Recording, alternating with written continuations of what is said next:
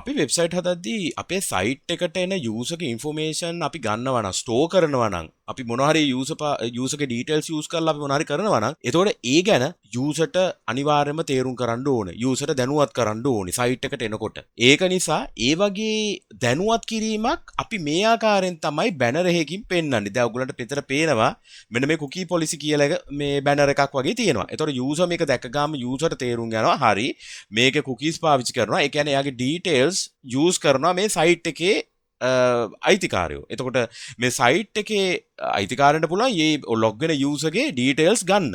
එතකොට මේ වගේ එකක් කොහොමද හදන්නේ? දැන් අපිට වැළුවොත් මේක ස්ක්‍රෝල් කරපුවාම මේ යූසර්ගේ මේ කුකී පොලිසි එක තියෙන බැනර් එක නැති වෙන්නේ නැහැ. ඒක තියෙනවා. මොකද ඒක අනිවාර්යෙන් යූසර් දැකගන්න ඕනේ. කන්ෆර්ම් කරන් පස්සේ තමයි මේ වින්ඩෝ එක මේ බැනර් එක නැති වෙන්නේ. එහෙනම් මේ වගේ එකක් කොහොමද කරන්න කියලා අද අපි විස්තරාත්මක කතා කරමු.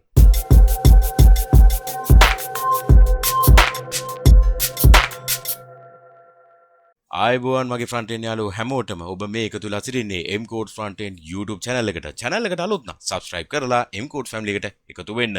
හරි. අද අපි කතා කරන්න යන්නේ මේ site එකට කොහොමද cookie policy banner එකක් හදාගන්නේ කියලා. මම පොඩ්ඩක් මොකප් එක පෙන්නන්නම්. මොකප් එකේ අපිට ඕන කරන්නේ මෙන්න මේ විදිහේ banner එකක් හදාගන්න. ඉතින් අපි ඒක එන හදාගමු.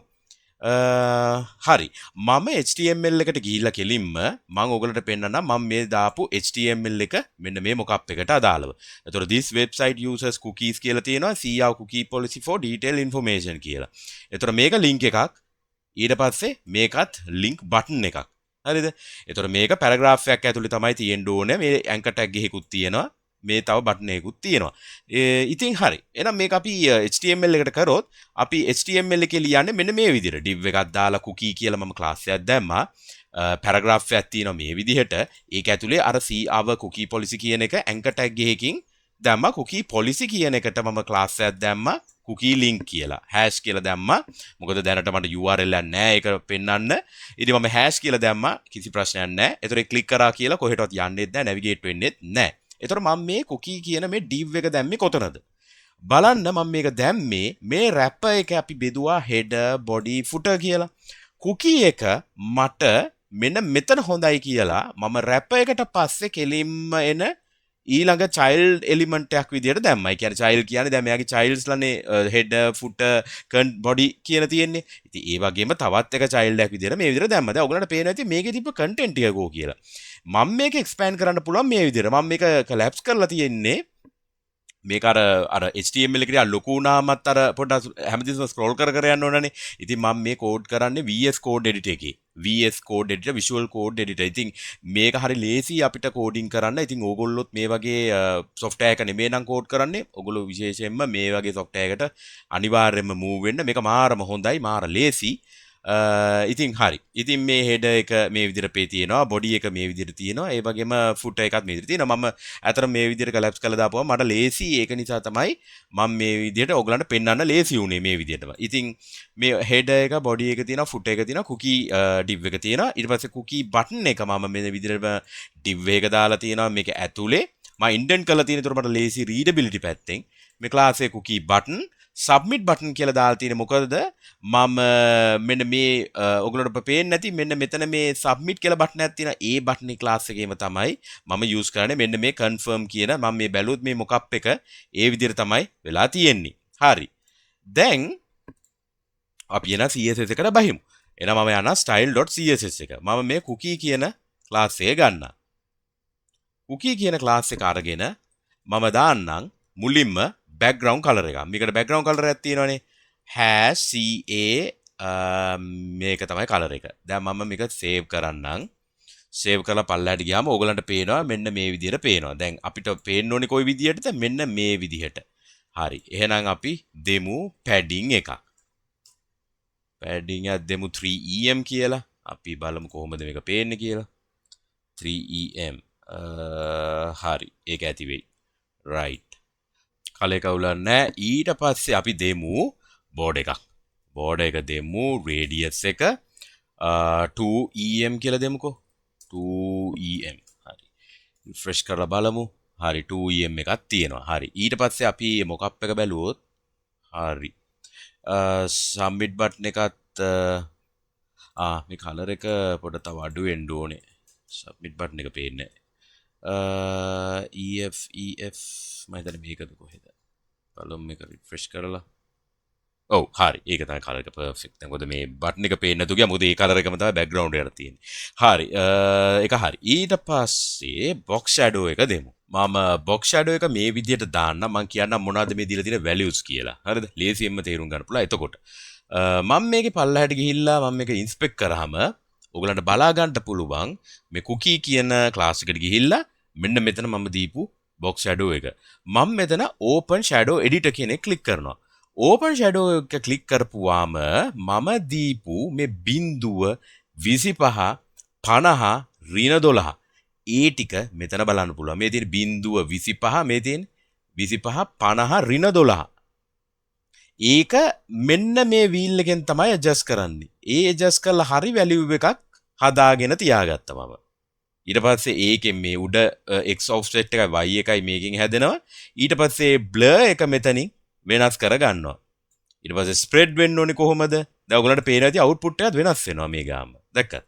ඉතින් මේක දැන් spread එකේ positive වගයක් තමයි යන්නේ. මම minus වගයක් දෙන්නත් පුළුවන්. මේකේ minus වලට හදලා නැහැ. මේ edit එක. ඉතින් -12ක් කියලා මම මේකට දුන්නා. එතකොට ඒකත් ඒ විදිහට වැඩ කරනවා. ඒ කියන්නේ box shadow එක ගන්නවා minus කියලාත්. ඒක තමයි spread එක. ඉතින් ඔය ටික තමයි මෙන්න මේ shadow editor එකෙන් අපිට හදා ගන්න පුළුවන්. ඉතින් මම මේක තියා ගන්නවා මට ඕන තැන් වලට මට මේ විදිහට දාගන්න කියලා.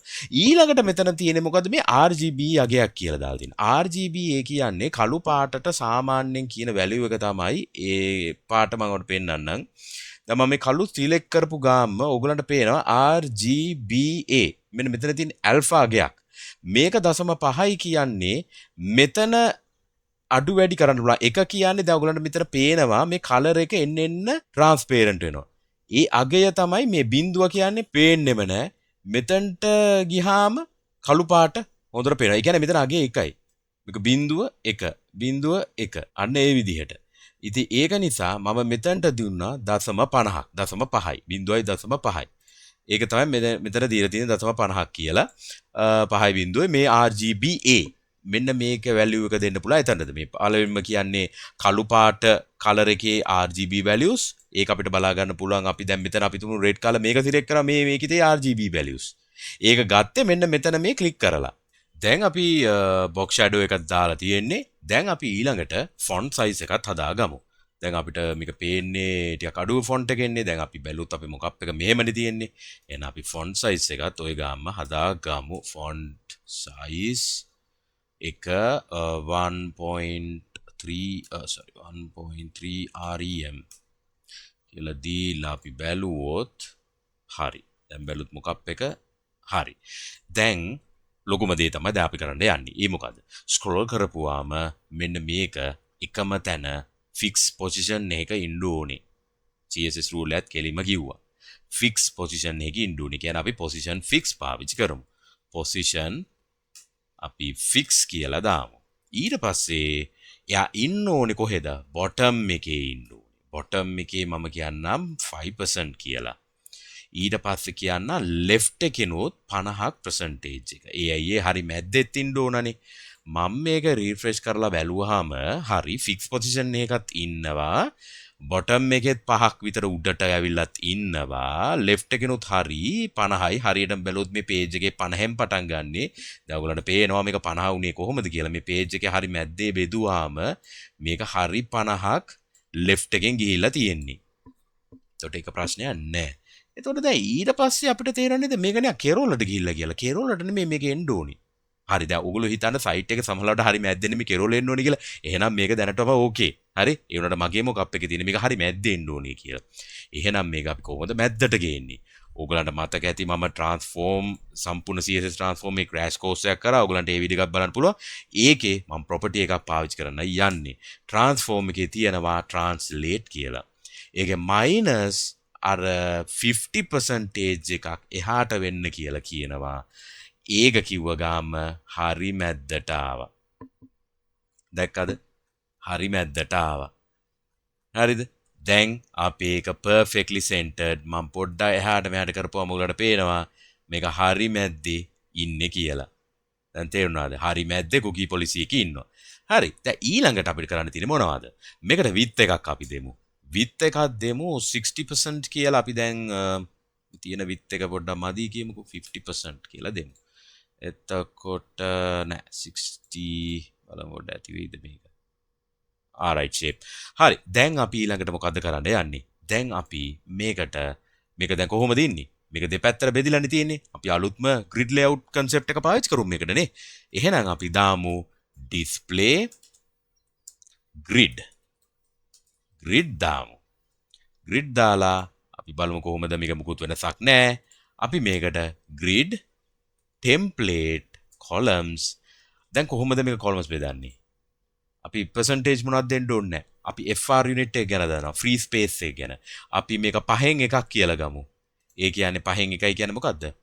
5FR 1FR කියලා save කරමු. ඔන්න හරි මැද්දට. දැක්කද? අපිට මොනවද කරන්න තිබ්බේ? පොඩි දෙයක් නේ තියන්න තිබ්බේ. 5FR 1FR කෙරුවා කෙලිම මැද්දටම ආවා. හරි. දැන් අපි ගොඩක් දුරට හරි. දැන් අපි බලමු මොකප් එකේ මොනවද තව ඉතුරු වෙලා තියෙන්නේ කියලා. මොකප් එකේ තියෙනවා cookie policy කියන එකක් තියෙනවා. ඒක බෝල් කරලා තියෙනවා. එච්චරයි. ඔක්කොම සමානයි. දැන් ඔයගොල්ලෝ බැලුවොත් මොකප් එකත් එක මේ විදියට ගොඩක් දුරට සමානයි. ගොඩක් දුරට කියන්නේ සමානයි ඇත්තටමනේ. හරි. එහෙනම් අපි cookie policy එකේ මොකද්ද class එක කියලා ගමු. cookie link. මේ තියෙන්නේ cookie policy එකේ cookie link කියලා. එහෙනම් අපි dot class name එක දාලා අපි ලියමු font weight එක 600යි කියලා. අපි ඒක refresh කරමු. හරි. දැන් ඕගලන්ට මතක ඇති මම මෙතන 5FR 1FR කියලා කිව්වනේ. එතකොට මේක ගාන්ට මේක දෙකට බෙදාගත්තයි කියලා. අපි හිතමු මේකට මම percentage value එකක් දුන්නොත් මොකද වෙන්නේ? 80 20 කියලා. මොකද 80 ගානක් ගන්න 20 කියලා මේ පැත්තට ගන්න කියලා වෙනසක් උනේ නෑනේ. හැබැයි මම මේක මේ විදිහට අඩු කරන යද්දි උගලන්ට පේනවා මොකක් හරි මෙතන වෙනවා මේ confirm එක එළියට පයින් යනවා කියලානේ. මේ දැක්කා. මේක එච්චර හරි නෑනේ. ඒතර අපි මම කලින් දාලා තිබේ මොකද්ද? මේ විදිහටම තියෙදි මම මේක save කරන්නම් 5FR 1FR save කරපු ගාම දැක්කද හරියටම adjust කරගත්තු හැටි. අන්න ඒ විදිහට මේක adjust වුණා. දැන් මම මේක resize කරපුවාම හරියටම වෙනවා. ඒක මාරම effective grid layout වලින් අපි වැඩ කරද්දි flex උත් ඒ වගේම තමයි. ඉතින් මේ වගේ වැඩක් කරද්දි අපිට grid ගොඩක් වාසි වෙනවා. මේ අපිට ඕන විදිහට සයිට් එක හදාගන්න. එහෙනම් හරි. එහෙනම් මේ ටික තමයි අද වීඩියෝ එකේ අපිට ගේන්න උමනා වුනේ. display grid පාවිච්චි කරලා translate property පාවිච්චි කරලා හරි මැද්දට ගේන්න. දැන් ඔයගොල්ලන්ට පේනවා අපි හරි මැද්දට ගෙනාවේ මෙන්න මේ line හතරෙන්. මෙන්න මේක සම්පූර්ණ page එකේ හරි මැද්දට ගෙනාවා. කොච්චර අපි resize කරත්. ඉතින් position fix කරා. bottom එක දැම්මා, left එක දැම්මා. translate 50% කියලා දැම්මා. percentage වලින් left කරා, percentage වලින්ම ආය අතුලට දාගත්තා. හරි. එහෙනම් ওই ටික තමයි අද දවසේ වීඩියෝ එකේ මට ගේන්න ඕනුනේ. එහෙනම් channel එක subscribe කරන්න, වීඩියෝ එක හොඳයි නම් like එකක් දාන්න. එහෙනම් යාළුවෝ අතරේ share කරගන්න. එහෙනම් අපි ඊළඟ දවසේ අලුත් වීඩියෝ එකකින් හම්බ වෙමු. එතකන් හැම දිනාටම ජය වේවා. cheers. අපි ගියා.